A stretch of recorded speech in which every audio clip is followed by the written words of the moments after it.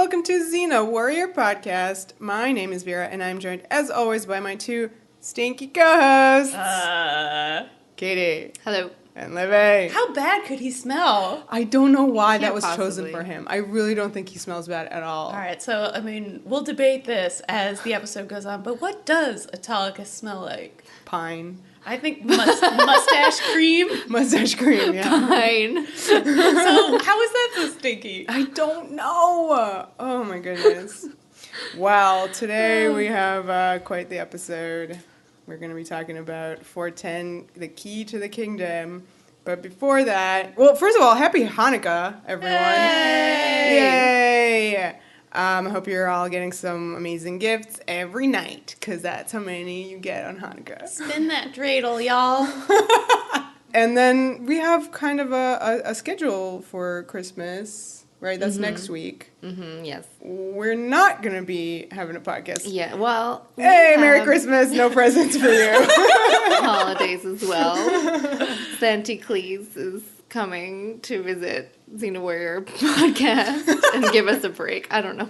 Yay. I'm excited for my holiday gift, a break. Well, here's the thing, is that actual Christmas Day is a Monday, and New Year's Day is also a Monday, which is our podcast normal drop schedule. So instead of having an episode on Christmas, we are taking the week off. Yay. So, you guys can catch up with any episodes you may have missed. Or if you have any special favorite episodes, you could re-listen to them for Christmas. We recommend A Solstice Carol, for example. Well, that's no one's favorite episode, but... I quite enjoy it. Thematic. I quite enjoy it. However, both Christmas week and New Year's week, you will not be empty-handed. There will be some surprises and treats in store. We'll just leave it at that. For everyone and for our patrons. But only if you've been good little girls and boys. Oh my god, everyone's going to be so disappointed. Disappointed! Oh, no. That's in a similar vein. So yeah, after Christmas, we will be back, but not with our normal schedule. On New Year's Day, we're going to be back, not with our normal schedule, but with something special for you. So we won't, as Katie said, we won't be leaving you empty-handed this holiday season. But as Olivia said, you'll be disappointed. They're going to start the new year off right. Yeah, start the new year off right. Yeah. Come on, with some nonsense. Right. And then the week after that, so that's January 8th, we'll return to season 4 of Xena with Daughter of Pamira. We would like to apologize again for just the inadequacy of these episodes. I think that in a normal, ideal, non-holiday filled schedule, these next two episodes, Daughter of Pamira and If the Shoe Fits, would be together. But just based on our schedules and everything that we're doing, they're going to be separate, and it's all right. And you're also it just means more. You're going to have to deal with Key to the Kingdom all on its own today. Yeah, it's just more Xena Warrior Podcast, right? You don't want less Xena Warrior Podcast. No. Never. But by mid-January, everybody should be getting your brains back together, because we're going to be in the thick of season 4. Oh my God, we're going to India. Yeah, it's going to be very good. Excited. We're very, very excited. So, all right, time for some Patreon business. Yeah. And that means Alanis is here. Hello. What do you got for us, Alanis? Happy Hanukkah, everyone. I'm here with some thank yous. I can't wait for you to thank India for real when we get there in mid-January. Thank you, Fiona Winters. Woo! Thank you, Jessica Robles. Woo! Yes. Thank you, guys. Yeah, thank you. Alana's out. Bye. Okay, fully dressed Liv. It's always funny. Any other updates? Patreon. Yeah. We have our Ongoing Lucy. Ongoing Lucy, part 2. If you haven't listened to there. that, check that out. Super fun, talking about Hercules episodes that she's not Xena in. Right. They are a time. Yes. I don't know if they're a good time, but they're certainly a time. Shirts? Oh yeah, shirts are on sale. Merch, generally speaking, links you can find on our website. All the places probably we have tweeted it out and whatnot of where you can find the Xena Did It First design. Xena did it first, bitches. Wear it on your bodies. Just wear it proudly. It is on Redbubble. If in case you are not going anywhere it else. is. So you if you just don't search want a for it shirt, there. you can search for mugs and notebooks and other cool stuff. And Yeah. also, Xena Warrior Podcast is now on Instagram. Yeah, why not? Because why not? Yeah, we are definitely not Instagram stars.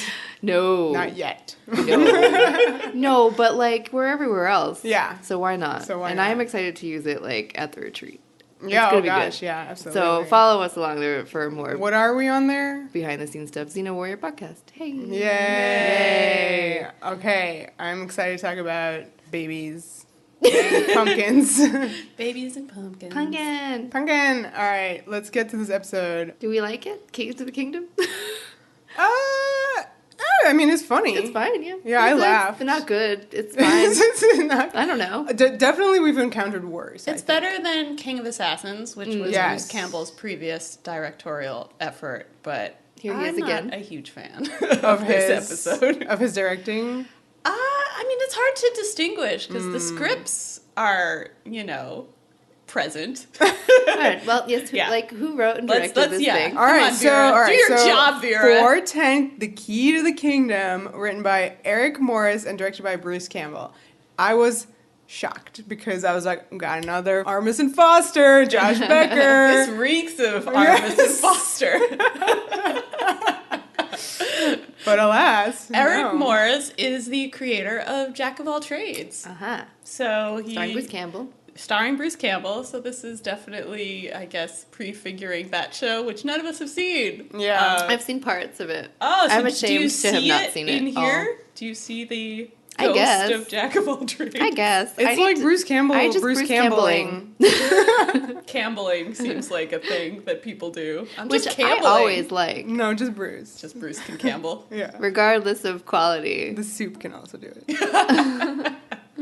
I mean, he's always wonderful. I think he's the lead in this episode. Mm-hmm. I Right. would classify it as an Autolycus episode? leading episode, which is maybe part of why I don't quite care for it, because it just doesn't feel like a Xena episode. Is this the first time we've had just like full blown, but neither Zeno nor Gabrielle are here? Yes, this is the first I mean, Xena shows up time later. that has happened. Remember? Because this is a show called Xena. When we were watching it, and we literally were like, oh, it's like Lucy and Renee have the week off. But it It took feels me that way. no, but it took me longer than is rational to go. Lucy does not have the week off. Lucy is here. Lucy is present. Like 30 seconds or more. Yeah. Which is way too long. So is that a tribute to Lucy? I think Yes, so. I that's think 100% a absolutely. tribute. Okay. You really feel like this is a different actress here. And like your faves are not in this episode. They're just not here. They're not. Yeah, so there's something unbalanced about it for me. Like, I don't enjoy it when, like, we don't have a female lead. Like, that honestly But bothers Meg me. doesn't. Meg just qualify for you? doesn't... She doesn't, like, I feel like it doesn't feel like a Meg episode. Like, Meg to me is very much like the comic relief, and Autolycus Yeah. feels like It's about Autolycus. the lead. I mean, I know that at the end, the episode tries a lot harder to push Meg's kind of story forward, and I appreciate Okay. that. But in general, it just didn't read that way. Maybe it just needed another draft for them to kind of rearrange scenes to make it feel more like Are you Meg's saying that the story. director of this episode really likes Autolycus? really likes Autolycus? Yeah, too bad he didn't have any scenes with Gina Torres in a bathtub Oh this my time. gosh, I'm sure he yeah. asked for some. Okay, well, this episode begins in this, like, treasure room, and these soldiers are, like, wheeling in this gigantic, like... Porker? Yeah, what the fuck is this? Why did It's anyone like a have big this gold, name? like, pork statue of, like, a pig. It's pork Autolycus statue. is Trojan pig. And Oh, that's yeah. Trojan pig. That's all cute. it needs Yeah. to be. Okay, yeah. And so... Is this like continuing with the whole Porcules joke? I don't know. Like I in which know. everybody at Renpix loves pigs? And also squash, right? We have... Right, the squash is in this squash episode. in Yeah, a joke. lot of these weird little in-jokes that Yeah. are only funny if you happen to have been there, which we were not. Or like work on the show Yeah. and are doing it for yourselves. So yeah, he comes in on this giant pig, and as soon as they leave, now he's in the treasure room, and he comes out, and there's like this giant, like super priceless ruby in this like contraption where if he like puts his hand in, he's gonna get his hand chopped I off. liked that it was built with chimes, that he couldn't disturb the chimes. That was just a cool visual.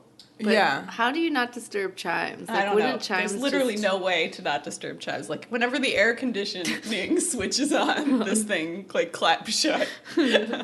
Yeah. I did like his lines. Genius. Foolproof. 2 minutes tops. Classic Bruce. So yeah, because he like saws underneath the ruby, and it With falls. his really cool Swiss Army knife. It's like ancient Greek Swiss Army knife, which was a cool prop. Yeah, I like this callback to like the Mission Impossible-ing that he Right, always, was doing before. always, yeah. You know, So he gets the ruby and then sets off the alarm just for funsies and jumps out the window. It's like the weirdest jump ever. Yeah. He kind of like pratfalls out the window because he's so old now that he no longer knows how to bend God. his knees or something. It was a really weird joke. Some of the jokes, they don't necessarily fall flat, but you're just a little unclear on like what the intention was. Once he lands, he kind of like, is feeling really proud of himself, and he looks through the ruby, and this was a really cool shot where through the ruby, we see Xena approaching him slowly. It was a good, yeah, she looked kind of sinister there. Yeah. You're like, whoa, she's got big hair. Right, so immediately I'm like, oh no, what has happened? Her hair is crazy. She's still in sickness and in hell mode. Yeah, the, my the God. lice are back. Talk about stinky, right? Oh no. Yeah, I mean, it's like, I would say like a level 10 of crazy. level 10. What pretty is high. your level? Well, Like- in Sickness and Hell, it got to like 30. So it's pretty low. 10 is Okay. pretty low. okay, I would like to pin the scale For a later date. for Oh no. Paradise Found. Oh god, that's a full 100. okay. That's just the worst ever. Just don't even talk to me about that right now. Yeah, we're gonna have to at some point. I'm putting it off until we get there.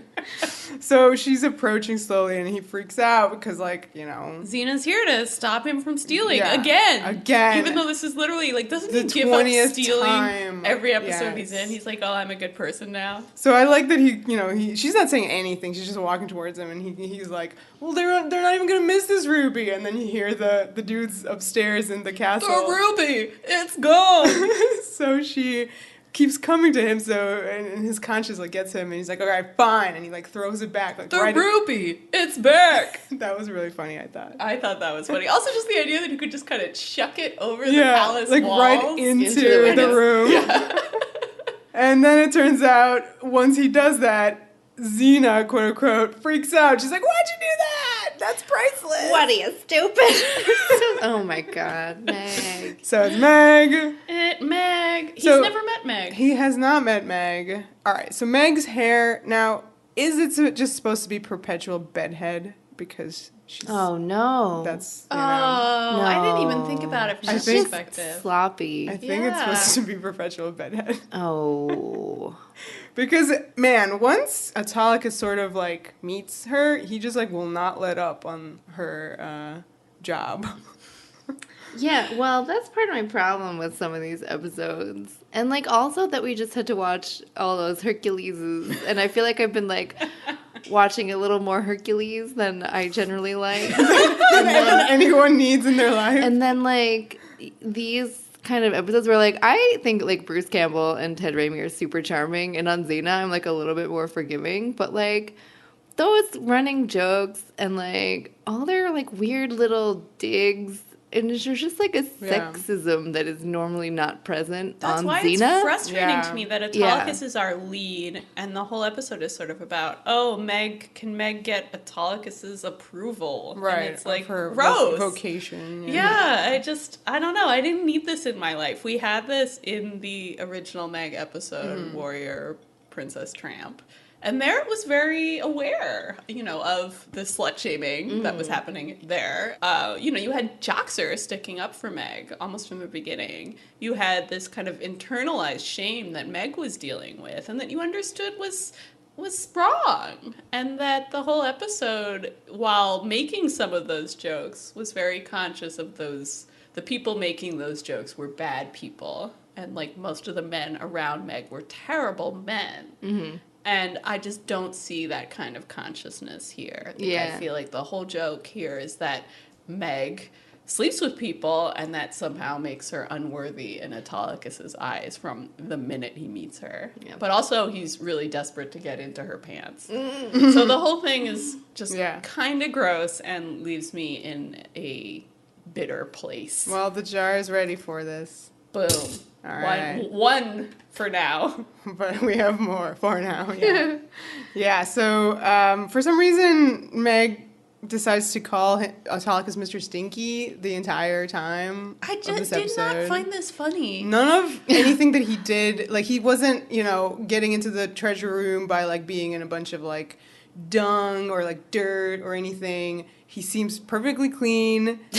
For some reason, though, he smells. And is this a weird thing to say, but somehow the choice for Meg, like Mr. Stinky, which sounds, like she's talking to a baby, it makes her kind of sound like a baby. And it felt like it was kind of infantilizing her, especially a moment later on where she calls him Mr. Stinky for like the 15th time, and he's like, "That's right, Meg, it's Mr. Stinky." And I don't know, something about the condescension of that comeback just made it made me hate this nickname a lot. Yeah, this particular choice for Meg. Yeah, not cool. And I love Meg. We'll get into it. Yeah, so. I love her, but not in this episode. I gotta say, I don't love it. Yeah. So Joxer also is here, and he like fights with Autolycus. And yeah, because he's immediately in the Meg defense squad. Yeah, I mean, he is the Meg defense squad. Yeah, that's absolutely true. So they like do a little brawl, and she of course joins them, and that's how we get to our credit sequence there. In which neither Xena nor Gabs, despite being all over the credits, they are not in this episode. Well, I mean, Xena will eventually be. Ooh, where is Gabrielle? No one mentions it. Yeah, she's just not in it. She does not even get a they don't even explain. Which is fine. I always hate when they're like, "Oh, she's dealing with a thing in another town." Yeah. Oh, I was just gonna say, maybe spoiler warning off the top. If indeed you are following along with the show and haven't seen the whole show yet.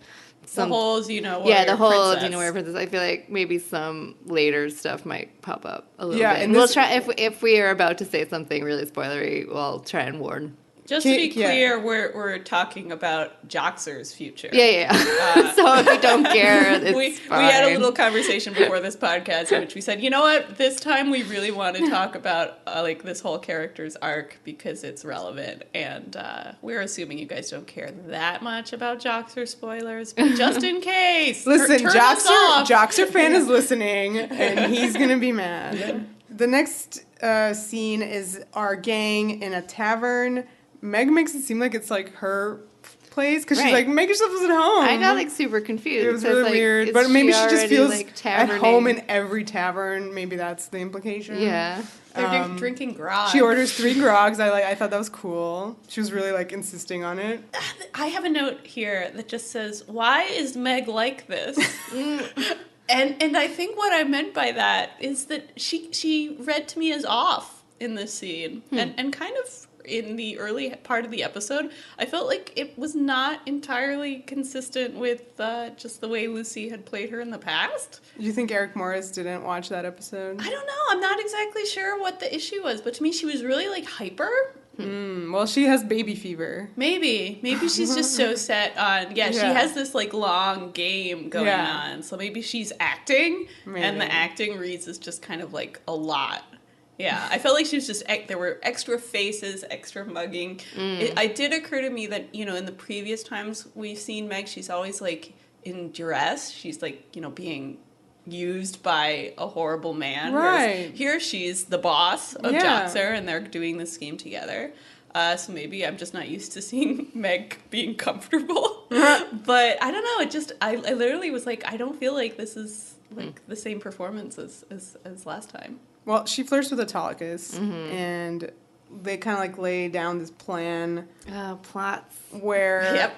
her and Joxer, they want to steal the crown of Athena from the treasury of like this kingdom Thrasos that's ruled by two warlords because their king disappeared and la da da. Yeah, there's a lot. It's a very involved process to get this crown. You need a key. The key itself has disappeared. Yeah. But they assume it's in the castle somewhere. They're going to break into the castle to steal this key. Right, and she got some of this inside scoop because she had sex with a guard. A nubile guard, Yeah. which was an odd choice of words.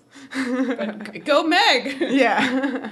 She and Joxer are really, like, coupley and cute here. Like, I like that they're sitting on the bench and he's, like, got his arm around her. Except for that he does get, like, Well, possessive. He got He does- really yeah, jealous. I mean, yeah, because Yeah. she's flirting with Autolycus. But also, Autolycus sucks, so maybe I'm okay with him being like, hey, back off, dude.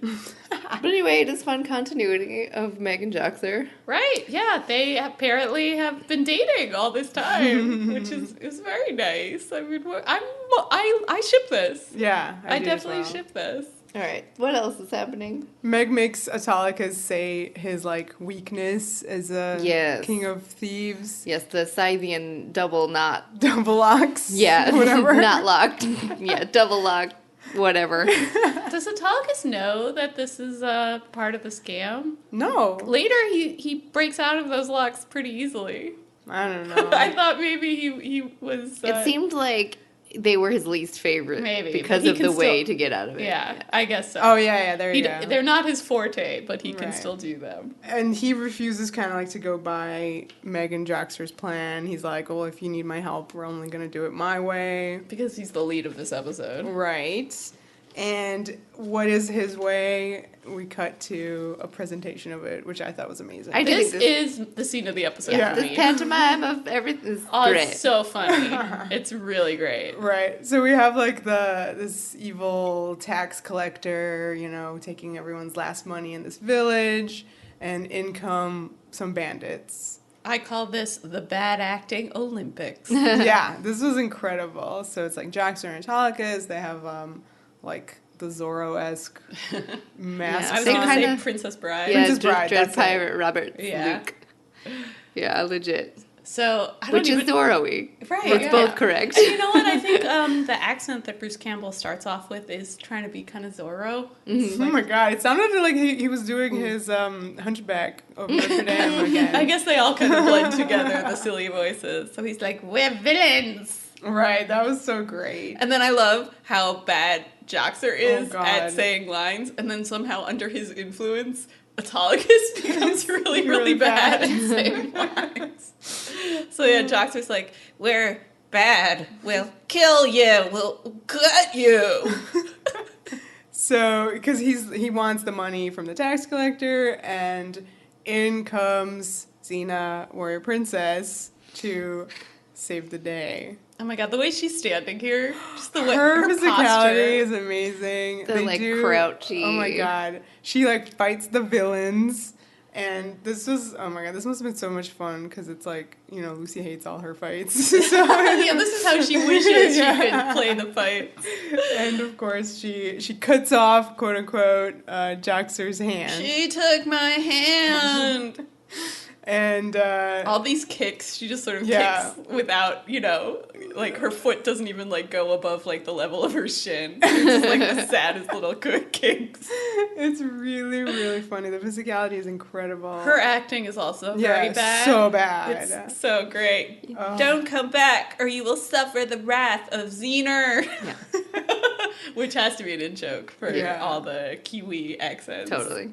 A highlight. Very Definitely good. a highlight. This reminded me of In Sickness and in Hell, and that scene where it undercuts kind of the heroism and bombast of yes. a typical Xena fight with their entrance into the tavern. So here we have like a different way for the comedy to kind of undermine that sense of, oh yeah, Xena and her fight, she's so great. Here, have us doing this So she gets in with the tax collector, and she's like, take me to your leader, basically. Yeah, she does. Yeah. In fact, say that. Exactly, Vera. I did like how they like show her doing the little plan once she's in, and like she has to like mark off all the locations of the like Yes. secret door and the exit and all that Yeah. stuff. Her little chalk. She's good. Yeah. She's a competent part of the plan in this Yeah. scene. I also love her little backpack. Oh my god, yeah. I was like, why does she have such a giant backpack? It's just, Yeah. She claims, like, her story for why she's here in the palace is that she's Xena, obviously, and that she's gotten a new army together, and that she wants these warlords to ally with her.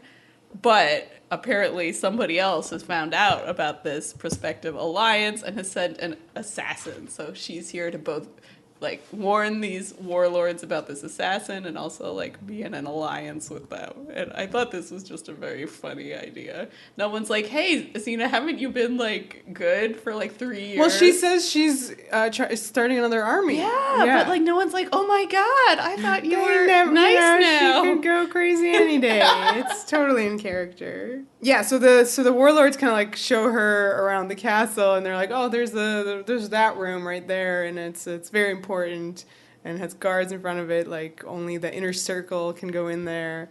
And she's like, all right, cool. We see this like lady come out, this like older woman. What does she like look like? She has like some kind of medieval dress. It reminded me of Sleeping Beauty. Right. The Yes. costumes in that. Yes.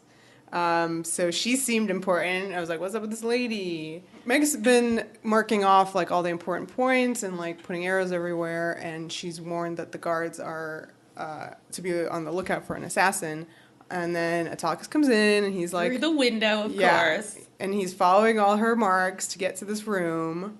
And he gets in because this is presumably where the key is. I liked his little act of being an assassin in that one moment to scare away the guards. He like takes out this knife and is sort of like, "Ooh, I'm an assassin." So he gets into the room, and there's like this trunk that clearly is like where the key should be. And when he gets closer, it's a baby. Some baby kid. Yeah, it says a kid.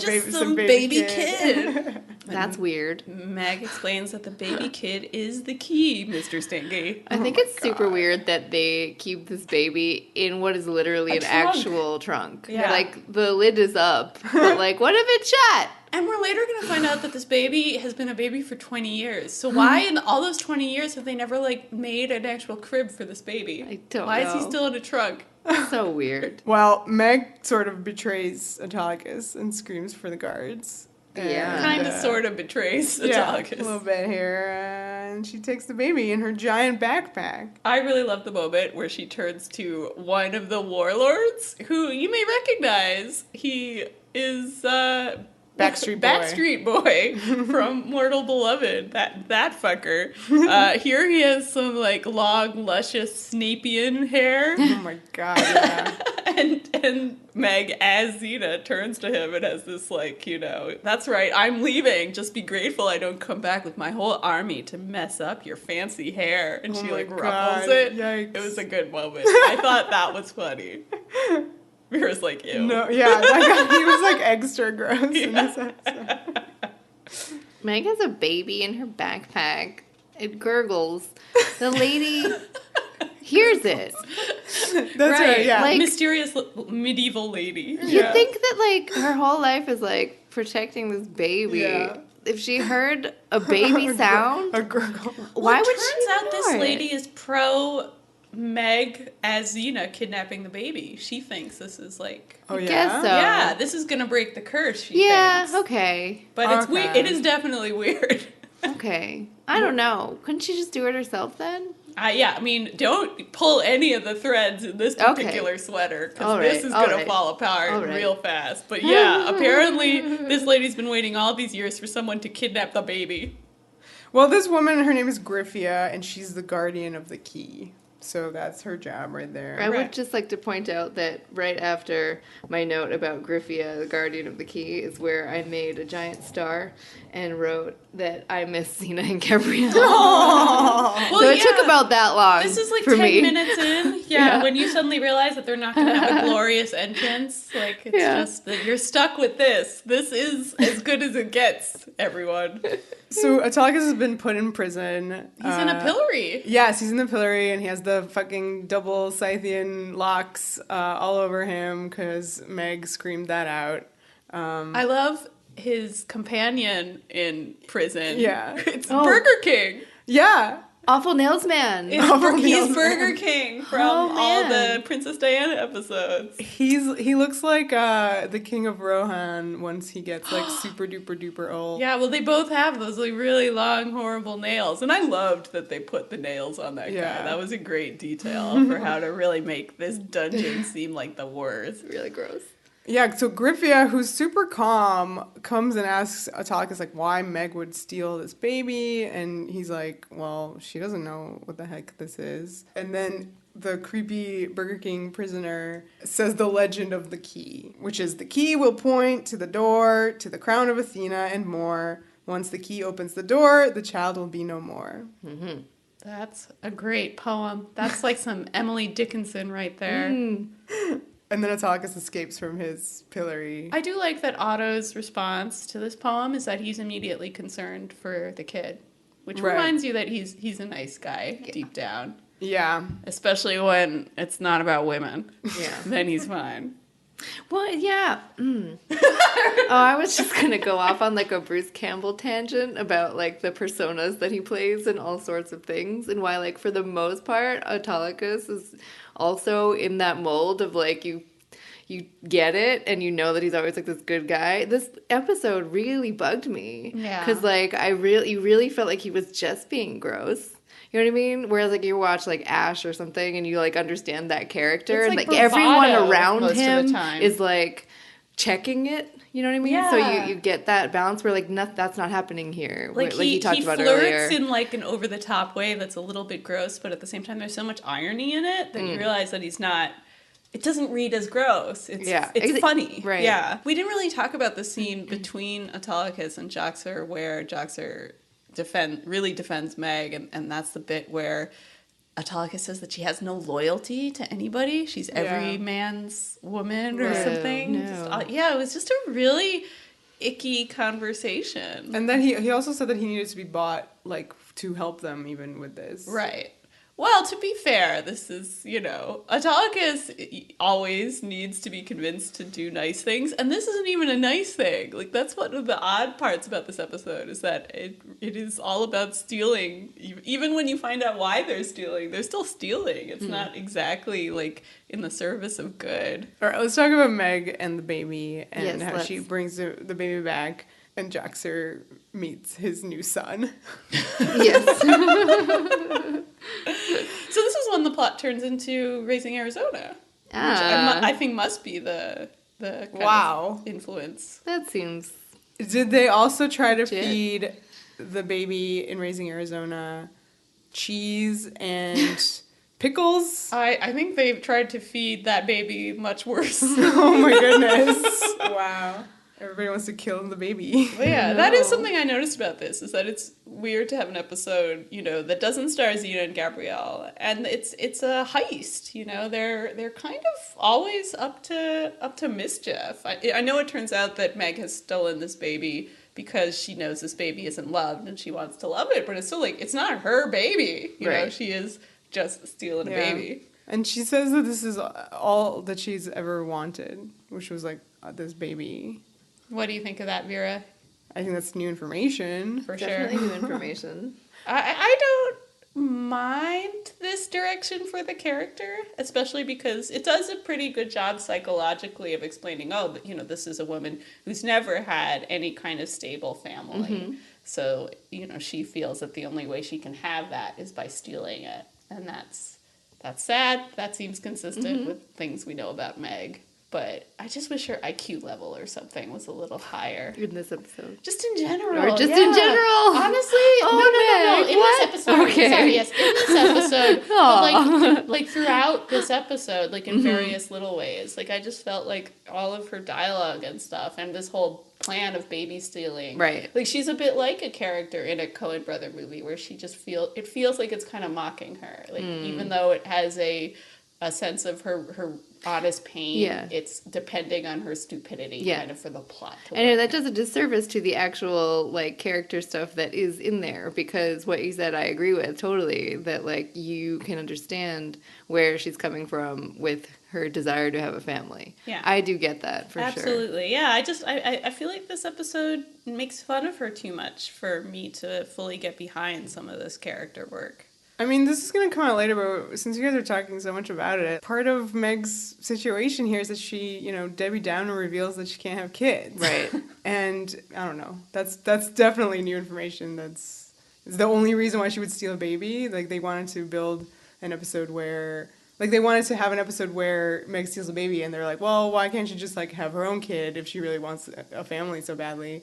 So they have to create this medical condition for her. I don't know. It bothered me a bit, too. I don't know old science. Yeah, I don't know old science either. But I it somehow felt like a very modern statement. I don't know. I can't have children? Yeah. Yeah. Debbie Downer. I want to say that, like, because of how much they talk about Meg's life, if she has not in her life taken, like, practical steps to not have kids, and she has not experienced getting pregnant at this point in her life, she may have decided that it is not in the cards for her. Yeah. All right, so I mean, in this scene, there's some Joxer developments, and here is a good moment if you're Joxer fan and you're not into the spoilers from the future, you can peace out for a little bit and then come back. So we're going to talk about Joxer right now. I do like this little twist in his character where he suddenly has this opportunity to be a father, and his theme song kicks I know, in. I do love that, yeah. You realize that this is his true purpose in life, is to be a good dad. Yeah. That's where he could be Joxer the Mighty. Yeah. I had a feel when that suddenly, keeps repeating, like, fatherhood, Yeah. and dad. Like, Right. it goes from him being kind of horrified to him being like, wait a minute, this is for me. So he's doing a lot of growing up in this moment. And it plays a lot differently when you watch the whole show. Yeah. So we're still not very spoilery Yeah, about We it. no, I included mean- all these flavors. It's, these Meg and Joxer are OTP. They Yeah, are. They they are are. a really sweet OTP. And I feel bad being so down on Meg's treatment in this episode. Because Yeah. I do really like that they keep developing the Meg and Joxer relation. yeah. It is a very sweet romance. And then we do find out later that she can have children. Yes. Right, yeah. So this whole episode Perhaps. don't make a ton of Unless sense. they adopted a bunch of... Maybe. They never say, That would explain right? Virgil. They never explain Virgil. And Virgil looks like her. I get, yeah. I mean, his mom is definitely... And I love Ted. He is good looking. Ted is very good looking. He just doesn't look like Virgil. Anyway. Yeah, all right, so- It's very moving, I think, to look back at this early development of their life. Yeah. Yeah. And that he is mighty. Finally, he has found a place where he can actually do something well. Okay, so we're done with Joxer spoilers? Yes. Yeah. All right, come back to back, us, Joxer those fan. of you who left. I like when Meg is talking to the baby and like about their life together, and she'll be like, "You and me and Joxer because he's funny." All right. Yeah. I mean, yeah, girl, she needs to admit that he treats her well and he's her sweetheart. And I do love her playing with the little baby feet.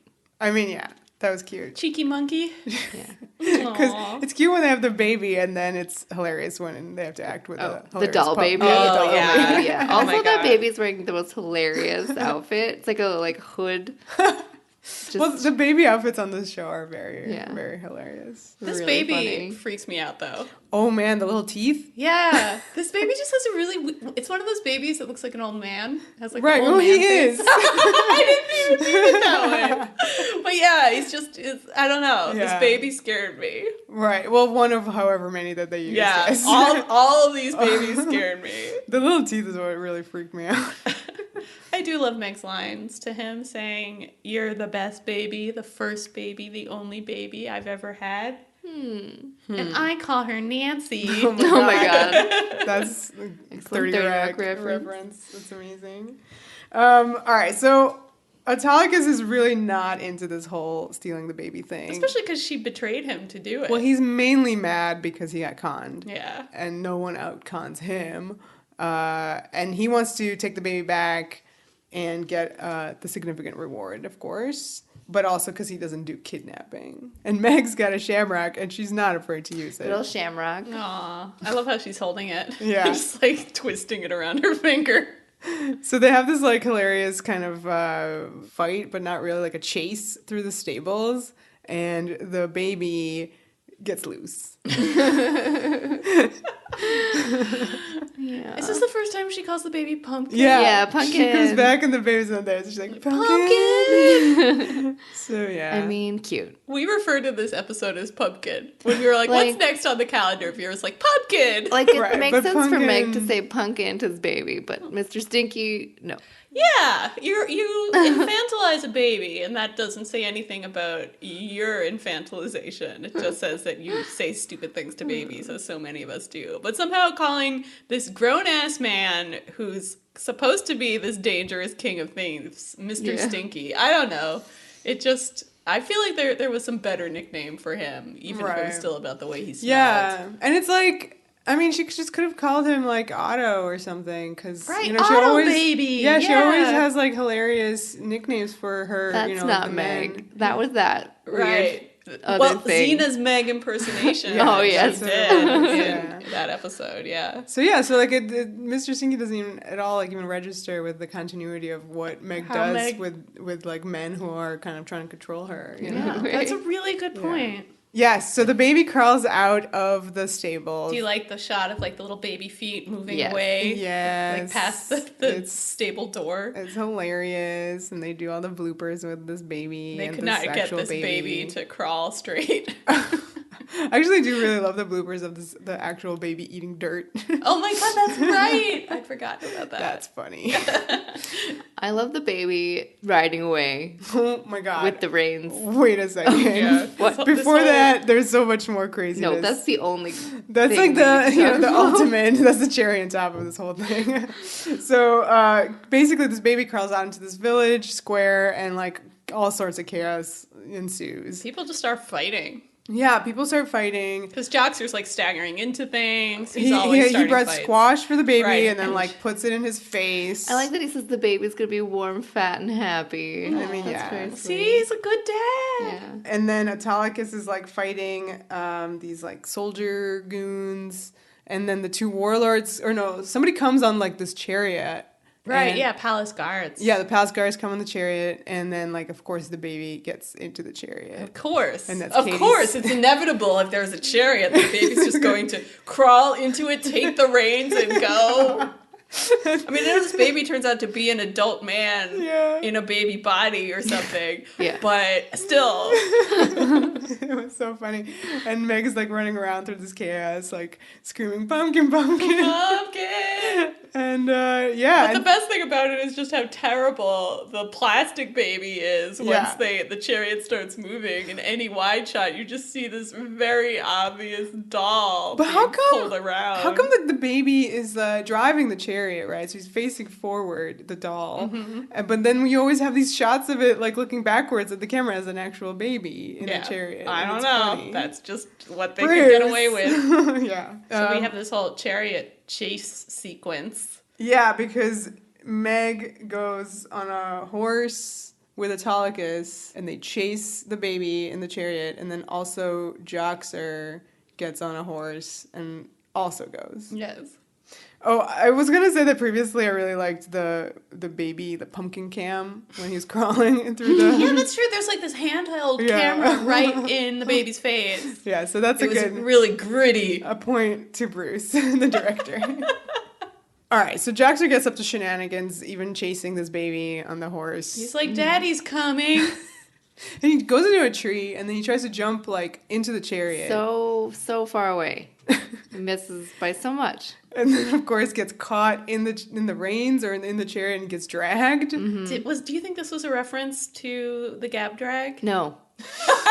Okay, moving on. I do not. Wow. I also like the comedy with Meg behind Autolycus on the horse, and she keeps like grabbing his like nose first, and then like grabs his dick. No, but then then That he grabs joke something I else. like. You like Why grab did you something like else? that? Well, he said because she's. Why grabbing, was she grabbing his face in the first place? Like, that is so not where you would grab. I mean, no, it is not. And neither would you grab the dick. That's not the best way to, like, hold on to That's someone. true. I'm not even sure about how that would work spatially. It seems difficult. She would have fallen off the horse way before. I don't know. That one was funny to me. Okay. Okay. I'm not proud of it. Put a coin in for yourself for laughing at that.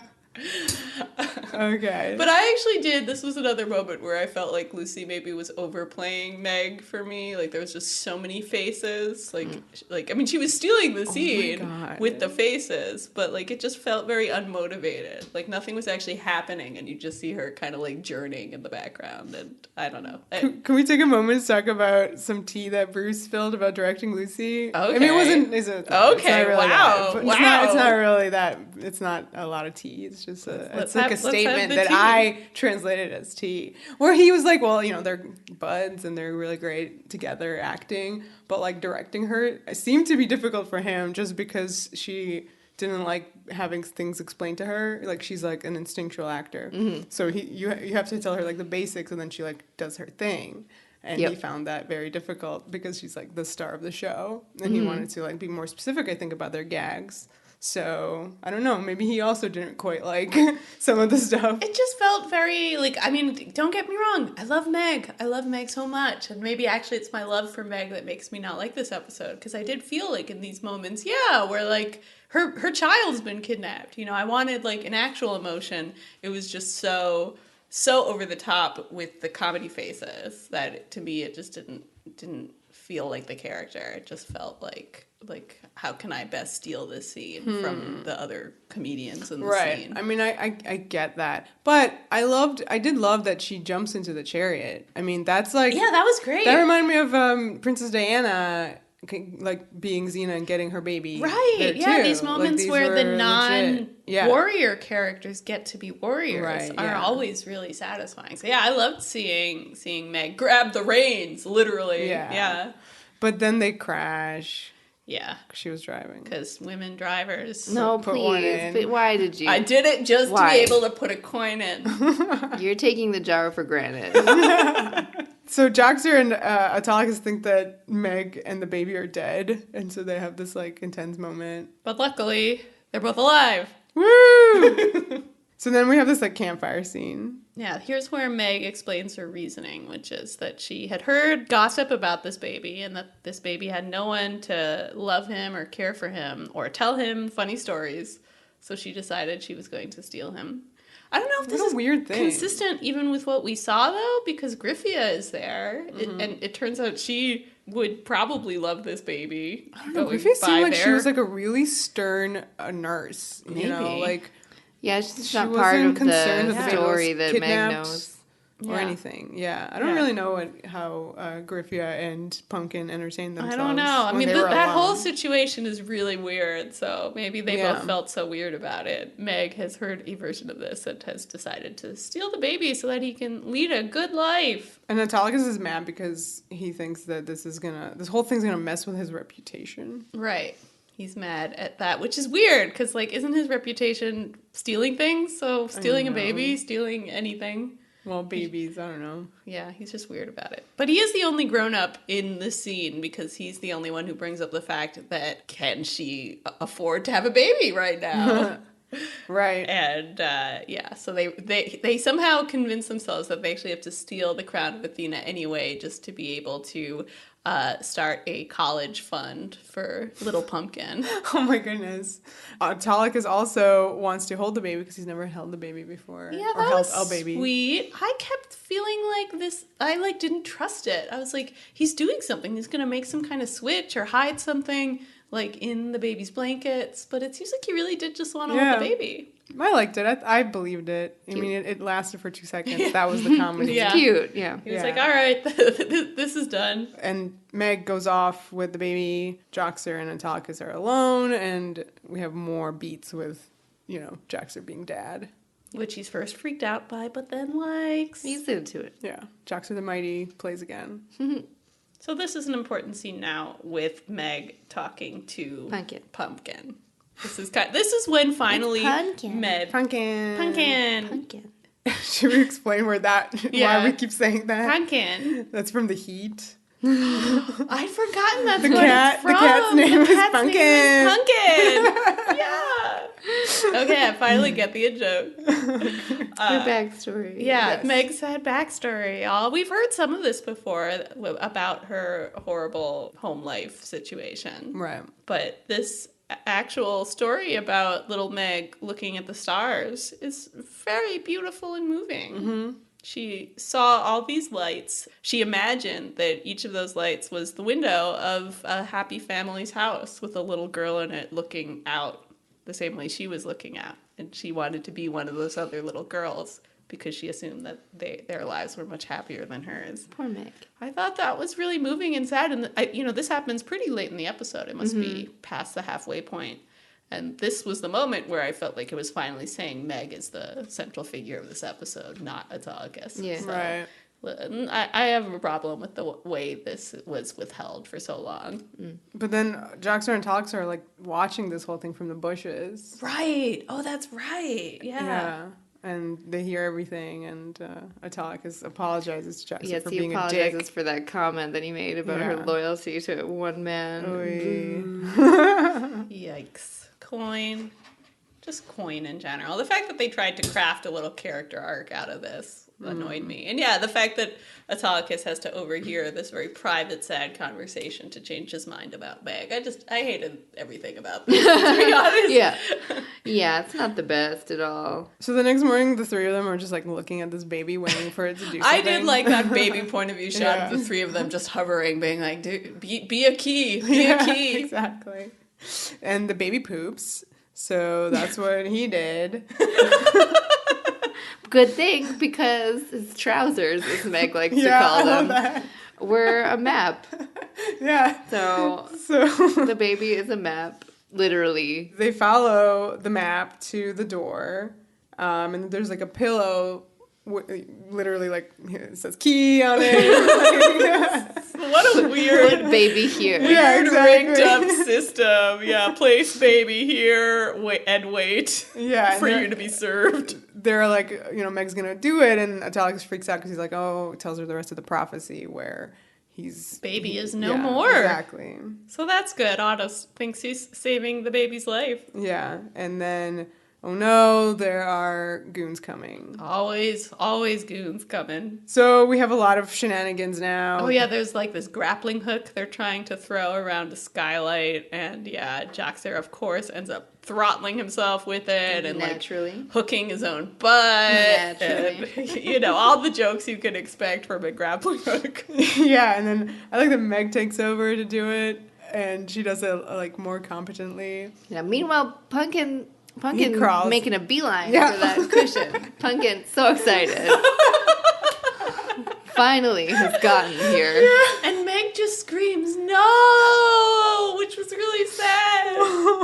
And the baby is no more. Yeah, because no more just referred to not the baby getting killed or disappearing, but the baby is no more because the baby is grown man Craig Barker. I love that it's all this gold angelic light, and then when it finally clears, you have Craig Barker. We have previously seen him in for him the bell tolls. All right, as the boyfriend of that girl who was in love with Joxer. Meg whenever the bell tolls. Immediately thinks he's hot. Oh yeah, it's so weird. Oh my god, I wrote in my notes just why, Meg, he's your baby. However, I think the whole episode was worth it for Craig Parker going, you can call me Punkin. Yes.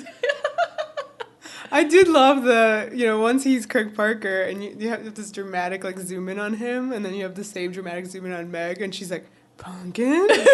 And then she's like, wow. Yeah, eyebrow wiggle. Oh my goodness. Oh, he's wearing, I like that his costume is the same colors and vibe as baby Punkin's like purple and gold business. Oh my gosh. So yeah, the warlords get in, and then, Pumpkin jumps in to fight them because he's like super brave and he can like do sword stuff. He takes Joxer's sword and Which like, is saves weird his because life. he hasn't done anything but sit around pooping for Yeah. 20 years. Yep. Mm-hmm. There's this big fight. And then who appears in the fight? It's Xena! Finally. Well, it's cool because Meg goes up on this grappling hook. She like goes up into the air. That's where and she then, disappears from the And scene. then she jumps in, back in, because this entire episode she's wearing Xena's outfit. So she jumps back in. But surprise, it's not Meg, it's Xena. And Joxer's like, oh, Meg, nice moves. I thought that was cute. Because she's doing your favorite thing, Vera. She's like running across people's heads. Yeah. Oy. So Xena's here because Griffia came to find Xena and tell her. Great. I mean, maybe she got that advice from Burger King down in the dungeon, who always just calls That's Xena true. That's true. for all sorts of problems. So it turns out that Pumpkin is King Cleades, who's the king of Thrasos, and this was like a big, I think because he was like a shitty king. He got like Beauty and the Beasted. Yeah, But yeah. instead of being a beast, he's a baby. Yeah. Right. It's totally Same weird. thing. It's totally weird. Weird. Yeah. Well, the theory behind that was basically by making him into a baby, he's completely innocent again and can see and learn again through the eyes of an innocent baby. Right.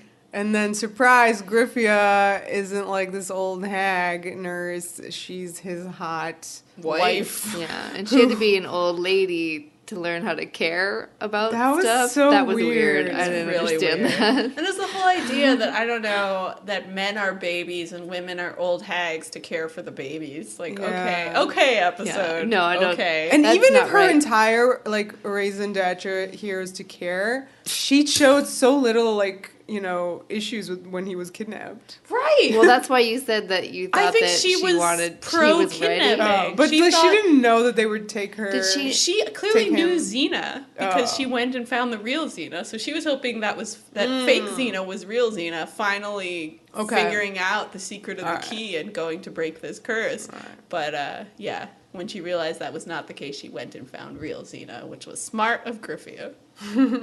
But she should have done that like 20 years ago. So now they have to stop the warlords because the warlords are now here and they want the crown because the crown's been like revealed. And Punkin kind of has the upper hand here and he may possibly like murder the warlords. And Xena totally is like, you know what? It's your justice. it's up to you. You're king. Yeah. What else, man? No, it's up to you. But she knows that because he spent 20 years as a baby, he now understands that like good justice is mercy. And also not bankrupting your kingdom and whatever else. So yeah, he definitely does not kill him. He tells him to go far, far away and not be My bad. favorite bit is when these warlords first like realize that there are two Xenas fighting in the scene, and they're like, two Xenas! And Xena's like, that's right. Makes you want to cry like a baby, doesn't it? No! Bum. That was like maybe the worst one she's ever had. Oh my god, wow, there's stiff competition, dude. Wow. Oh gosh. Well, all that stuff is taken care of. Clearly, King Punkin is going to be an amazing king. And Xena and Meg have this really great final scene. Yeah. Yeah, this is definitely like the only really great piece of character writing in the Yeah. whole episode, I would say. I love that the whole scene is staged with Meg in front of that weird trunk that Punkin used to sleep Yeah. in, which was a very sad, sweet image that she's, almost hopeful that maybe there will be another little baby in there she can steal. Well, we already kind of talked about this, but this is where she says to Xena that she can't have children. Well, Xena spends the whole time being like, oh, well, you don't have to steal babies. You can have your own babies, Right. like, one day. And that's where she, like, kind of like has to say Has the to say, Debbie yeah. Downer. And, Xena's like, oh. Yeah, Xena is like, it's kind of awkward about it, like, oh, yeah. all the things I was trying to reassure you about, I guess, can't be true anymore. But you're like, I don't know. Yeah. This whole conversation, while really nice, like, again, felt weird because it felt like Xena was saying, like, you can be happy as long as you can have kids. I didn't get that No? impression. No, because I think, like, right after she said that, she just said, you know, she's basically like, you have such a, like, warm heart and you have a lot to give. Like, I feel like she actually reacted to that part of it really well. I did not get that reading from it. But my favorite exchange from the whole thing was when Xena says to her that, like, she has so much depth in her that when it comes out, it scares her, and Meg immediately turns around and goes, "Look who's talking." I love that. I love so that. great. And Xena's reaction to it, which is this, you know, her expression falls a little bit. You know, she's underestimated Meg in that moment. Meg is very perceptive. This is the Meg I recognize, the Meg who really does have a read on people. Yeah. Like a read on situations and isn't just like a Coen Brothers zany. So I liked that she came out here at the end to play. So then we have... This confused me because the conversation about the lights in the sky came back, and Xena seemed to know about it. yeah, that did not make any sense. Totally weirded out. I was like, Xena wasn't hiding in those bushes too, was she? Yeah, I don't know. I feel Maybe Autolycus filled her in. Maybe. No, I don't know. That was weird, but it was still a nice scene. It's really nice, Meg's line. There's a million little lights outside and a million cozy homes, and I'm never going to be a part of them. I think then Xena responds to that. Yeah. But, like, Xena doesn't really know what she's talking about. Yeah. Like, she, like, heard that line, but, like, Kind doesn't of, know the story. I mean, it just shows how quick Xena is. She Rolled. can just roll with that line. Yeah. Yeah. With all those little lights in the sky, I can't believe there isn't one waiting for someone like you. Yeah. Very And sweet. there is. Yeah, and You're yeah, I love that Meg cries the single tear, the Lucy Lawless single tear, and then the arm touch, which I thought was very sweet and convincingly done with their special effects. I like when Xena has these emotional conversations, and they're she's saying all the right things. You're right, Katie. Her reaction is good, but there's a certain, not frostiness, but an awkwardness, I guess, because they're not quite like friends. Right. Friends. Like, Sure. Yeah. Yeah. But this little arm touch was a sweet moment. Yeah, and the episode ends with the shot of the stars and like a shooting baby. A shooting star baby. I mean, it was a shooting baby. It was a It shooting was a baby. gurgle. It was a Virgil. Yeah, baby Virgil of the Ciao. future. Coming. He's a coming. How many spoilers? Spoiler zone. How many kids do they have? 3? Yeah, I 3. think so. I think. Anyway. Also, poor Meg. Her future sucks later as well. But it's happy before happy it's future, sad. yeah. She gets the things Yeah. that she misses here. Well, we did it. All right. one's Good done. job, us. This was an episode. This was an episode. It's not great. It barely has Xena in it. It doesn't have Gabrielle. It's hard to really think about this even as an episode of Xena because of that. And it's also written by someone who's never written a Xena episode Yeah, it's not my favorite before. tone Yeah. that the show does either. So, yeah. It's just a little tricky. But, we love Craig Parker, so it's always fun to see him. Call me Pumpkin. That was the best. Gonna call him Punkin forever. Yeah. Do you think he's gonna have Griffia call him Pumpkin too? Yeah. Oh, yeah. Ew, let's not talk about that. I'm still so confused by that relationship. So confused. Anywho, All right. So we're done. We're done with that. Yeah. Follow us on the Yeah, stuff. go check out our website. ZetaWarriorPodcast.com has everything. If you are enjoying what you're hearing and would like to hear more stuff, please check out our Patreon at patreon.com/ZetaWarriorPodcast. You can listen to parts 1 and 2 of the Lucy Lawless IMDb experience. Maybe hear some fun stuff over the Christmas week. Oh, yeah, and merch is available if you like the Zeta Did It First stuff. Go find that. You can buy it on a bunch of different things. Super cool. Different way to support the podcast and show how much you love Xena to everybody. What else? Please go subscribe and rate and leave reviews on Apple Podcasts because we always love to hear from you there. And you can listen basically anywhere. No joke. We're Twitter, on Twitter. Xena Warrior Pod, Facebook, Tumblr, and Instagram. Woo! Xena Warrior Podcast. All the social media. The end. The power. The passion. The podcast. podcast.